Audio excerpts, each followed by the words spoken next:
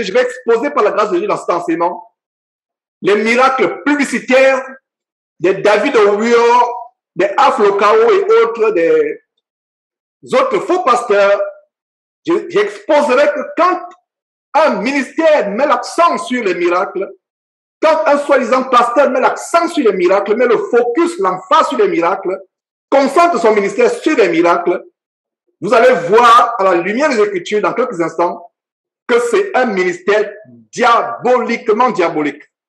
Tout ministre qui met l'emphase sur les miracles, qui fait les programmations des miracles, qui annonce d'avance les miracles, c'est un ministre, un pasteur diabolique, c'est un ministère satanique.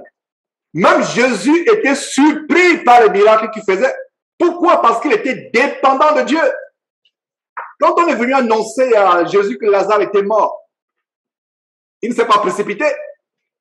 Il a encore attendu 4 jours. Il est arrivé après 4 jours, il se serait empressé pour aller. Et même quand il arrive, Lazare était déjà en putréfaction. Les sœurs de Lazare, Marthe et Marie, ont dit, mais Seigneur, si tu étais venu avant. Donc nous voyons que Jésus était dépendant de son Père pour faire les miracles. Et même avant de prier pour la résurrection de Lazare, il a prié Dieu. Il a prié Dieu. Et Dieu lui a donné le feu vert. Ces pasteurs qui ont l'audace, l'outrecuidance diabolique de programmer d'avance des miracles, n'opèrent pas avec les forces, n'opèrent pas avec la puissance du Saint-Esprit, mais opèrent avec les forces occultes. Les sirènes des eaux, les démons. Voilà avec quoi ils opèrent. Ils programment des miracles d'avance. Parce que si quelqu'un vous dit, venez dans une semaine, vous aurez une nuit de miracles, vous aurez des miracles, ils font des affiches publicitaires, ils annoncent avec pompe, ils vont dans les télévisions mondaines, des radios mondaines, séculières, faire des publicités avec pompe. C'est la preuve que ce n'est pas Dieu. Et si un soi-disant pasteur annonce d'avance des miracles, il défie Dieu, il blasphème, il usurpe la souveraineté de Dieu. Ne vous amusez pas avec la souveraineté de Dieu.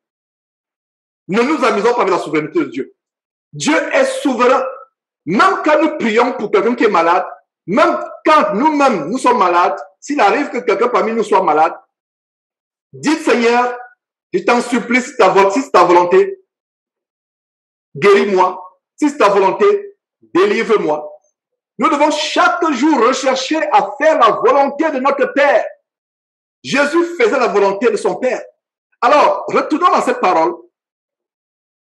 Quand ces scribes hypocrites, le cœur rempli de malice et de ruse, sont venus pour tenter Jésus-Christ, il appelle maître.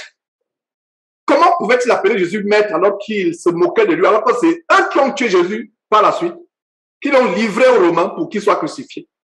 Comment pouvait-il l'appeler maître? Comment est-ce possible qu'ils appellent Jésus maître? Ils n'aimaient pas Jésus-Christ. Ils étaient jaloux de Jésus-Christ parce que Jésus détournait les foules et les foules de la cabale juive, de la magie juive, de l'abomination du judaïsme qui avait été infiltré par les pratiques des traditions moabites, ammonites, philistines, égyptiennes. Jésus dépeuplait leur temple et leur synagogue. Jésus vidait leur temple et leur synagogue.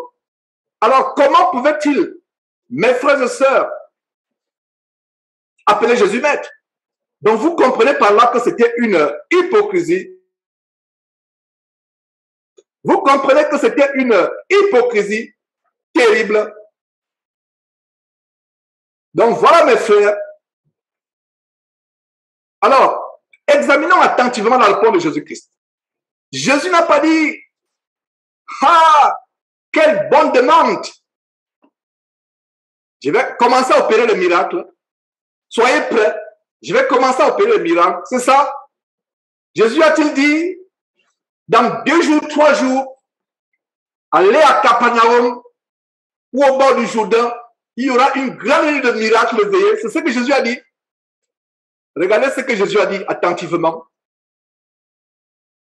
ça va servir de très bonne introduction à cet enseignement, ce passage que nous sommes en train de lire. Alors, Jésus lui a répondu au verset 39. Pour ceux qui viennent de se joindre, nous sommes en Matthieu chapitre 12.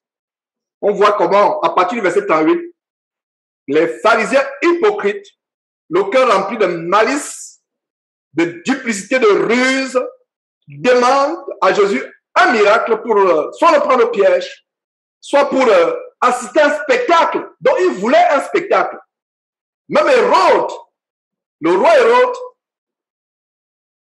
le jour où Jésus était crucifié, le roi Hérode voulait que Jésus fasse aussi un miracle. Donc, aujourd'hui, les chrétiens aiment aller dans ces églises pour le spectacle. Il y a quelques jours, nous vous avons montré une vidéo, il y a quelques jours, d'un soi-disant pasteur qui célèbre l'ascension. Il se fait tirer vers le haut par une corde qui le fait disparaître dans le plafond. Jésus est monté au ciel, lui va s'enfermer dans un plafond. Il monte pour s'enfermer dans un plafond. C'est terrible. Et si quelque chose lui arrivait, à supposer que cette corde se coupait, il retombait sur cette foule ébahie, émerveillée. Il devait avoir mort ou tout au moins des fractures terribles. Donc vous voyez comment les gens aiment le spectacle. Beaucoup de personnes ont du mal à sortir de ces églises à habitation de démons, de ces églises, tant de concentration qui mènent à l'enfer, parce qu'ils aiment le spectacle. Ils aiment se faire divertir, c'est le divertissement, c'est le spectacle. Dieu n'y est pas. Dieu n'y est pas. Mes frères et sœurs, c'est le spectacle. Les gens dansent, ils ricanent, ils assistent au cirque comme ce pasteur qui célèbre l'ascension. Jésus est monté au ciel. Montez-moi dans quel verset où il fallait que les gens font des sketchs, des scènes de théâtre ou des films pour reproduire ce que Jésus a fait. Ce que Jésus a fait doit nous servir de foi, de pratique de foi, doit nous servir à renforcer notre foi. La Bible dit que la foi vient de ce qu'on entend. Ces histoires doivent renforcer notre foi. Ce n'est pas pour monter des sketchs, pour monter des scènes de théâtre, pour en faire des cirques.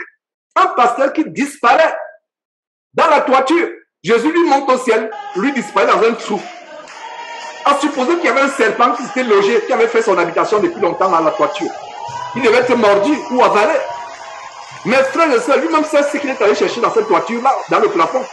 Il disparaît dans le plafond. Bref, c'est une parenthèse pour vous montrer comment, aujourd'hui, la génération actuelle est friande de miracles. Alors, les pharisiens, le cœur rempli de duplicité, d'hypocrisie, de ruse, de malice, demandent au Fils de Dieu, Jésus-Christ, le Fils de Dieu, il lui demande un miracle. Alors, Jésus ne les a pas encouragés. Jésus n'a pas dit, ok, vous allez voir, je vais faire descendre le feu du ciel. Je vais faire le miracle à David Orior. Je ne sais pas si David Orior continue à exercer son ministère diabolique en passant. Ça fait longtemps que je n'entends plus parler de lui. Alors, verset 39, Jésus leur répondit, une génération méchante et adultère. Regardez un peu, une génération méchante et adultère. Une génération comment? Méchante et adultère. Voilà. Soulignez cela. Une génération méchante et adultère. Voilà comment Jésus décrit ceux qui chassent les miracles, qui chassent les miracles, qui recherchent les miracles. Génération méchante et adultère. Voilà comment Jésus s'adresse à eux. Une génération méchante et adultère demande, recherche les miracles. Demande un miracle. Voilà. Il n'y a rien de nouveau sous le soleil. Donc, tous ceux qui recherchent les miracles, Jésus les voit comme une génération méchante et adultère. Ils ne veulent pas être transformés. Ils ne veulent pas être délivrés du péché. Ce qui importe pour eux, c'est les miracles, c'est être épaté, c'est être éberlué. Voilà ce qui les préoccupe. Une génération méchante et adultère. Voilà la clé de compréhension de ce verset. Une génération comment? Méchante et adultère. Demande un miracle. Notre vrai miracle, comme on va voir, je l'annonce déjà, c'est le miracle de la repentance et de la délivrance du péché. Voilà le plus grand miracle que le vrai chrétien doit rechercher.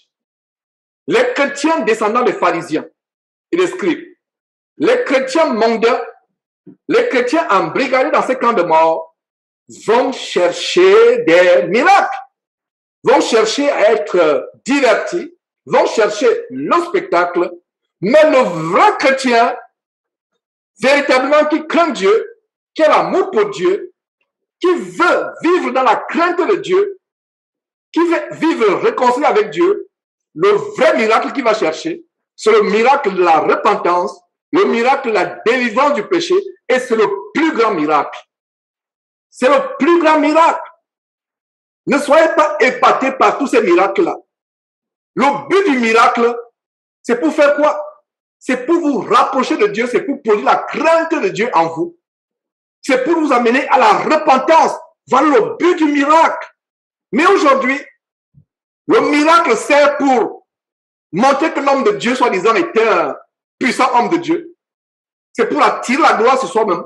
C'est pour attirer le regard sur soi-même. C'est pour usurper la gloire de Dieu et la gloire du Seigneur Jésus-Christ, le Fils de Dieu. Voilà ce qui se passe aujourd'hui. Le vrai miracle doit être un moyen pour amener les gens à la repentance. Quel est le plus grand homme?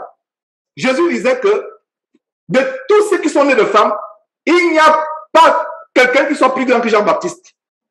Combien de miracles Jean-Baptiste a opéré? Les miracles en termes d'émerveillement, en termes mondains séculiers, en termes de spectacle. Combien de miracles Jean-Baptiste a opéré? Zéro miracle, mais Jean-Baptiste, il est dit de lui, et c'est le Fils de Dieu qui en témoigne de son cousin dans la chair.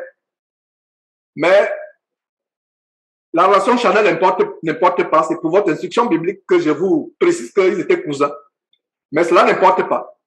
Jésus rend témoin de Jean-Baptiste en disant que de tous ceux qui sont nés de femmes, il n'y a pas quelqu'un qui soit plus grand que Jean-Baptiste. Jean-Baptiste a fait combien de miracles? Aucun. Mais en réalité, pour vous et moi, nous savons que Jean-Baptiste a opéré le plus grand de tous les miracles, à savoir amener les gens à la repentance, à fuir le péché. Et même quand il les amenait à la repentance, c'était avec des termes durs. Il n'était pas doux. Race de vipère, leur disait-il, qui vous a appris à fuir la colère à venir. Produisez donc les fruits dignes de la repentance. Donc les gens se repentaient, allaient vers lui, se faisaient baptiser. Aux yeux du monde, ce n'était pas un miracle, mais aux yeux de Dieu, voilà un grand miracle, amener quelqu'un à la repentance. Beaucoup de gens qui ont été guéris, soi-disant par les faux pasteurs, beaucoup de gens qui ont retrouvé la guérison, qui ont retrouvé la santé, beaucoup de gens qui ont même été ressuscités les morts, se retrouveront en enfer, se retrouveront en enfer éternellement. Même Jésus, en Luc chapitre 10, on a vu il y a une semaine, je crois, ou quelques semaines, quand les disciples venaient, il les envoyait 2 par 2, 70, il les envoyait à travers les bourgades des villes pour prêcher la parole. Jésus ne leur a pas dit qu'il ferait le miracle. Jésus leur a seulement dit, allez prêcher la bonne nouvelle du royaume de Dieu. Ils sont partis, mais arrivés là-bas, ils ont vu un miracle qui les a émerveillés, à savoir que les démons leur étaient soumis. Les démons sortaient certainement des gens. Les démons se manifestaient leur peur. Les démons étaient soumis. C'est avec la parole qu'ils prêchaient avec puissance que les miracles se produisaient. Quand vous prêchez la parole de Dieu, vous n'anticipez pas les miracles. Les miracles aujourd'hui ont pris le devant. La parole de Dieu est derrière, les miracles sont en avant. Les miracles sont l'accomplissement de la prédication. Les miracles sont l'illustration de la prédication. J'aimerais qu'on comprenne cela. Les miracles ne doivent pas remplacer la prédication. Il y a des gens qui viennent dans les stades sont pleins. Parce que les gens ont assoiffé des miracles, surtout en Afrique où il y a la misère. Les gens sont malmenés par la sorcellerie. Les gens ont des vies misérables. Alors, ces faux pasteurs ont pion sur eux. Pourquoi? Parce que les gens ont des vies délabrées, soit par la sorcellerie, soit par la misère, le chômage. Alors, ils vendent l'illusion Il y a certains qui portent des maladies qui sont inguérissables. Ils vont donc sur ces pasteurs. Grande croisade de miracles. Ils annoncent eux-mêmes les croisades de miracles dans un stade. Le stade est plein. Pas d'évangélisation, pas d'enseignement, pas d'évangélisation, pas de parlement, pas de verset. Mais ils commencent à faire leur cinéma. Et c'est là où vous voyez, mes frères de sœurs, la preuve que c'est les démons.